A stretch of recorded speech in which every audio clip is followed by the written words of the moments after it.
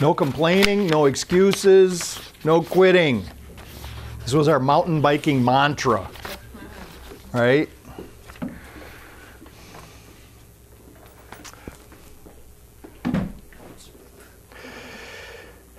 That was our review from last week. If you look at your bulletin, you will see that the first lesson of the week starts on Wednesday. That doesn't mean that you have the time off from now till Wednesday. They just look on the website, because somehow one of our lessons was like 10 things long instead of the regular 7, and so we got off track. I don't know what to do to fix it, but this date thing, all this time stuff, we just made that up anyway, so don't worry about it. Just do them as you do them, whatever. It'll be fine. Maybe we'll get it back in order next week somehow. What we'll have to do is we'll have to insert four more, right, to kind of go along with the topic. Because all these things that we've been talking about for the past few weeks, they build on each other, right?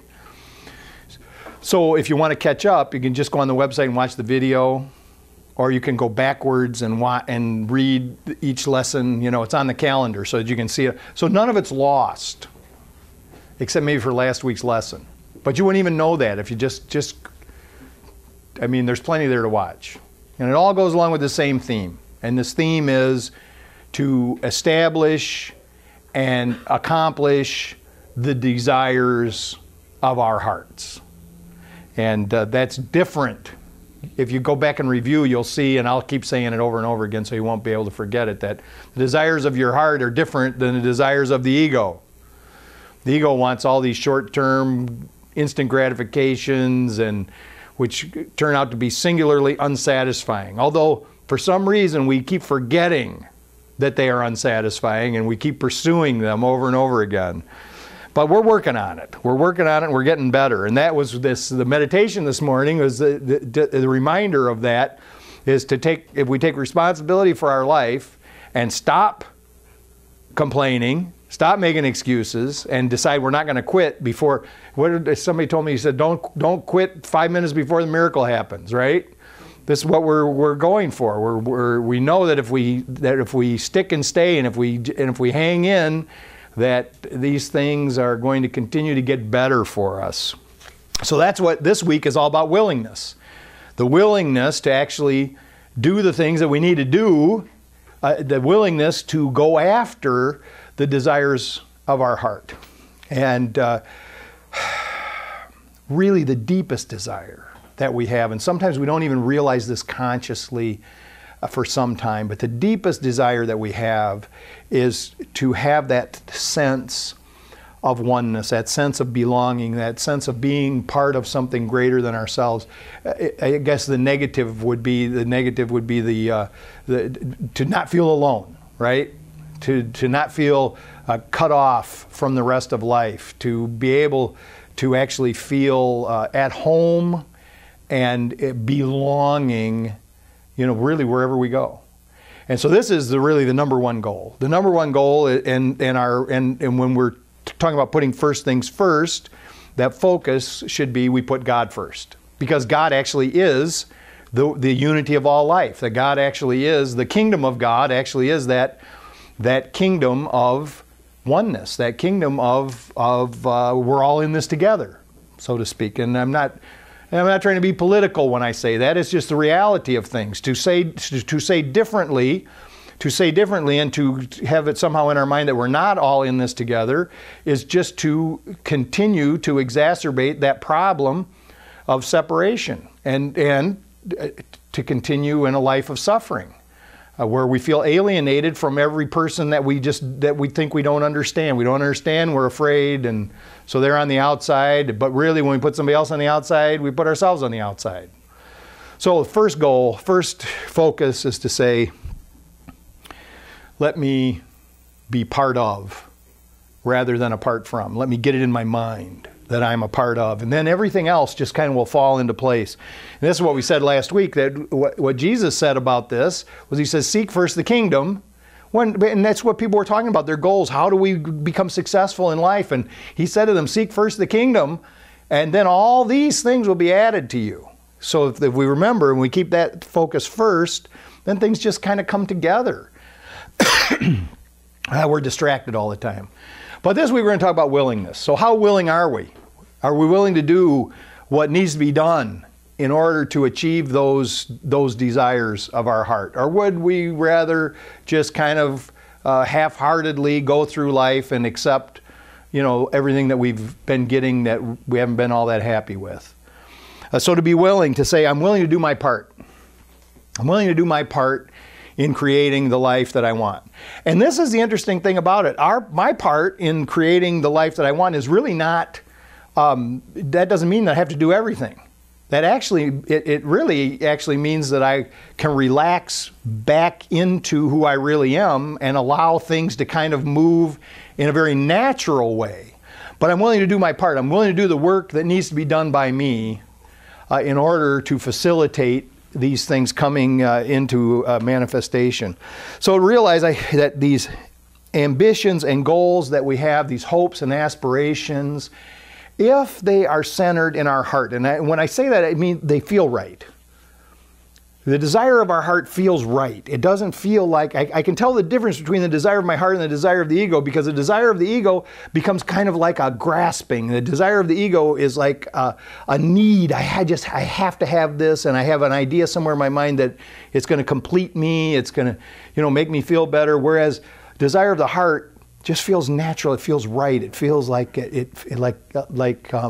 I know that no one's going to be harmed by me actually achieving this desire.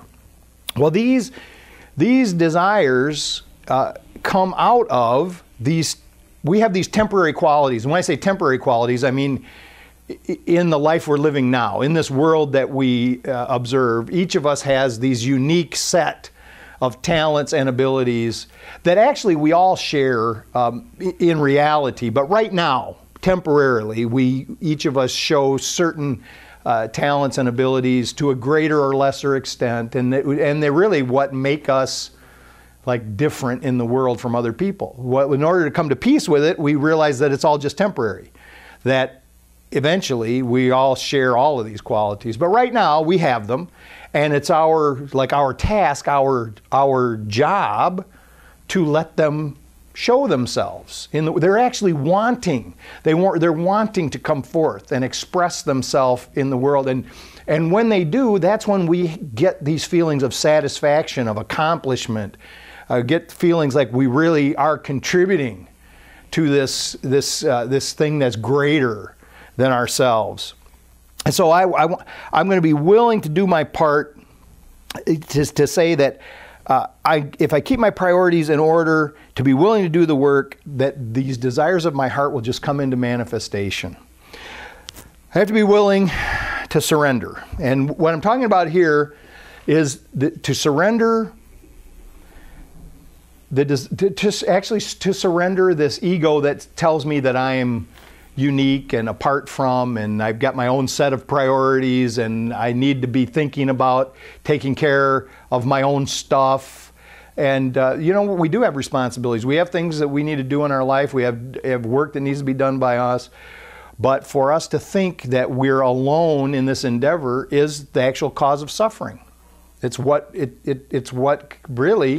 it's the thing that causes all of our problems.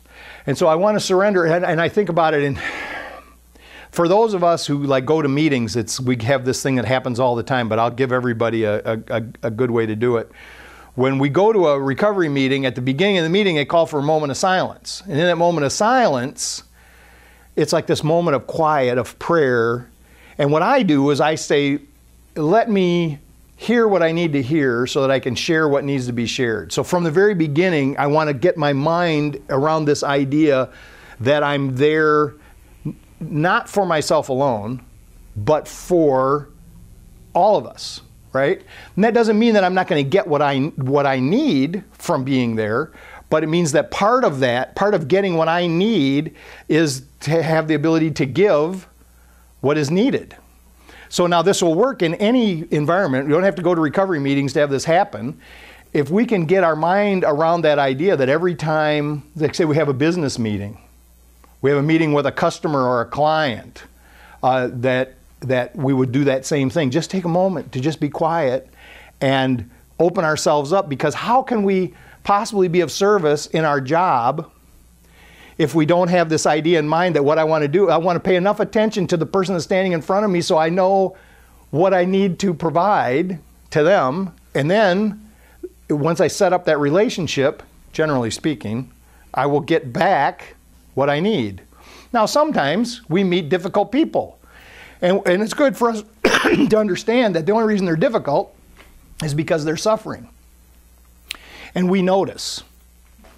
We notice that they're difficult. But then even in that case, what we can say is, let me give what I can give and know that right now it looks like the person's taking issue with me. They want to be in conflict, but I'm not going to participate in the conflict. I'm just going to give and know that what I need is going to come back to me from somewhere else today.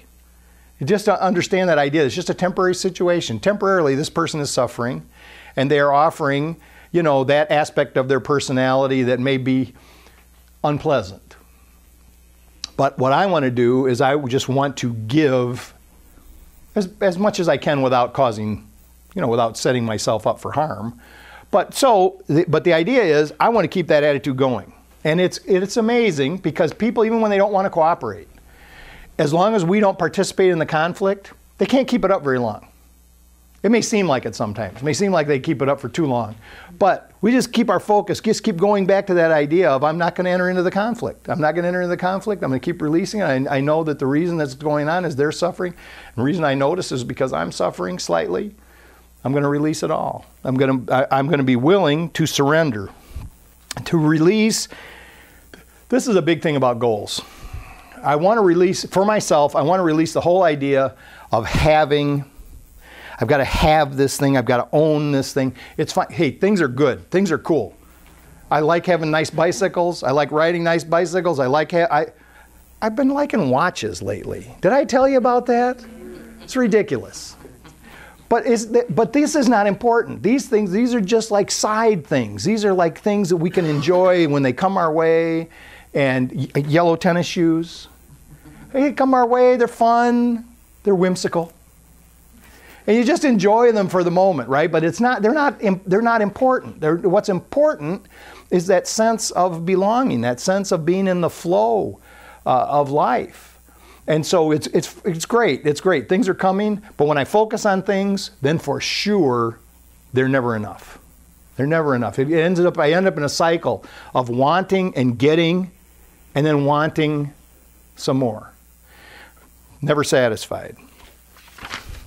So, I need to be willing to seek the truth. I forgot to print out that Stevie Wonder lyrics for Superstition. Because this is like really important. I know it sounds like, where's he going now? What's this all about? The reason that I think about it is because you've got these commercials on TV now when the football games play where all these guys have these little superstitions. It's not just guys, it's gals too. They're participating. They have these little rituals that they do before somebody kicks a field goal. They get all the labels lined up of their beer bottles, right? And it says it's only crazy if it doesn't work, right? But the song, Superstition, when Stevie Wonder puts this song out, he is speaking directly to the kind of religiosity that was present then and is present now of the idea of, it says, when you believe in things you don't understand, you suffer. And so to be willing to seek the truth, not just to accept what somebody else says as being the gospel. Right? And this is interesting, because when people say gospel, that means this is absolutely true. But if you actually read the Gospels, I know it's tedious sometimes. There's really some good stuff in there, though. But if you read the Gospels, each one is different from the other. They actually have contradictions within them that tell like a little bit of a different story than the other one told. So if I said to you that if I say it's not gospel, meaning I'm saying it's not 100% true, the fact of the matter is the Gospels aren't gospel. Because they contradict each other, and it's okay because we read them for the spiritual enlightenment. We read them so that we can get the interpretation that fits the day. But if we accept things that we read wherever it is, whether it's in the Bible, whether it's in any other spiritual literature that we might read, it could be in our recovery literature. If we read these things literally and we think we have to apply them exactly like they say and that they're 100% true, we suffer because we don't leave ourselves open for inspiration. We don't leave ourselves open for the Spirit to actually work in us.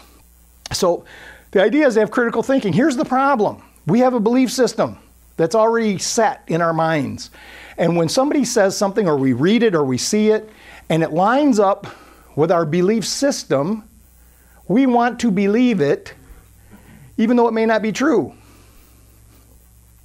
Because it sounds good. It sounds like we want it to sound. It's, yeah, I believe that. Well, it's very interesting how all this works, that it turns out that if somebody tells us something that lines up with our present belief system, we just accept it as being true without checking anything. We aren't Googling.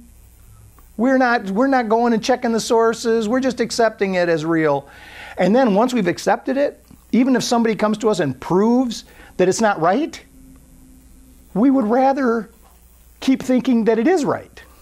I'll just give you an example. This is one of the things that was put on talk radio years ago, and people still believe it's true. The idea that, here it is, that illegal aliens come into this country, and they not only do they get money from the government, but they also get free health care. This is totally untrue. You can go check it when you leave here. It's totally untrue. There's not a state in the country that gives free health. Actually, there's not a state in the country that gives free health care to anybody except when they get on to the welfare rolls, and they're not letting any, not just illegal aliens, they don't let legal aliens onto the welfare system. It's just that's just the facts. But but people have accepted this in their mind, and why? Because it really comes to the heart of it. Alien itself, the idea, the word alien, it says, I don't know them, I don't understand them, they're different from me. And so the idea is here, let's focus on the one we don't understand so we can like push all of our, that's really why we're in trouble, is because of these aliens. Whatever kind of alien you've got in your mind, whether they have to be undocumented, or whether it's just somebody in a different neighborhood from a different ethnicity, we look at them as if they're aliens, like we can't understand. Well, here's the thing. We all have the same things within us. First of all, even on the surface, we all have perceived needs. We all have drivers that drive behavior, and they're very, very similar. But underneath the surface, where reality lies, we all have that pure and loving spirit. So there is no real alien except in my mind, right? Now, the thing about this idea of accepting these things that people tell us, and it doesn't have to be on, I don't care where your political sensibilities are. You can be very right, or you can be very left, or you can be in the middle. But if these things line up with what you think is, you accept it. And it turns out that the smarter you are, the better you are at justifying believing the stuff that's not true. So critical thinking. Nothing should be sacrosanct in the mind. We do not just accept things at face value, but rather examine them, look at them, take them within, allow the Spirit within us to speak to it. Do the research, find out, man, you know what? There's all kinds of stuff that people say that I would like to be true about how the world works.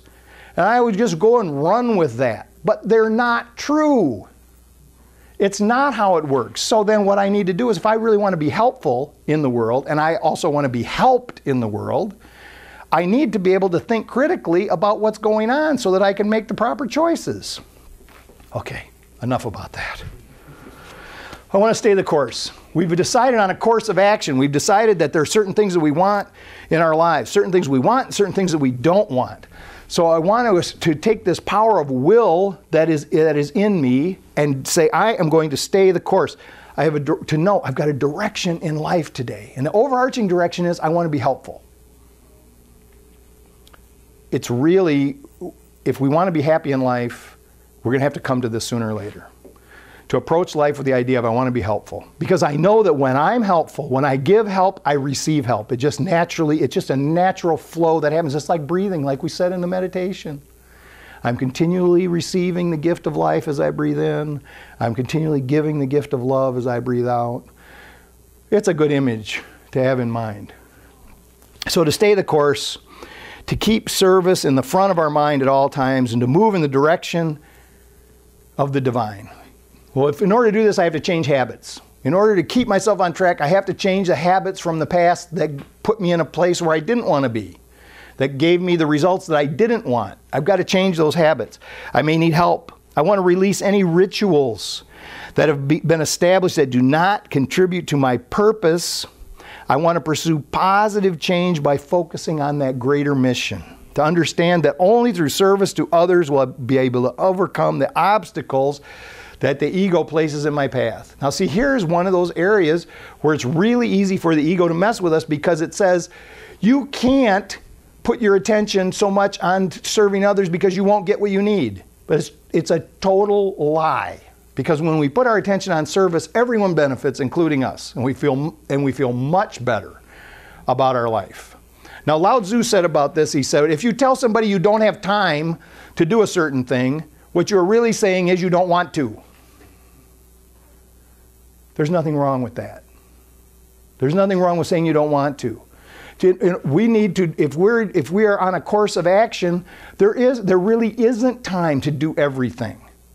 So we have to make a decision based on what's important. We have to decide, do I want to put my attention on this? We had a guy that was very successful when I worked for Ameritech, and they had him in the middle of a meeting. They just called him on the spot to just stand up and said, you've been doing so well this year, you're 300% of quota, we just want to know how you're doing it. And he stood up and he said, I don't do anything that I don't think is important. And then he sat down.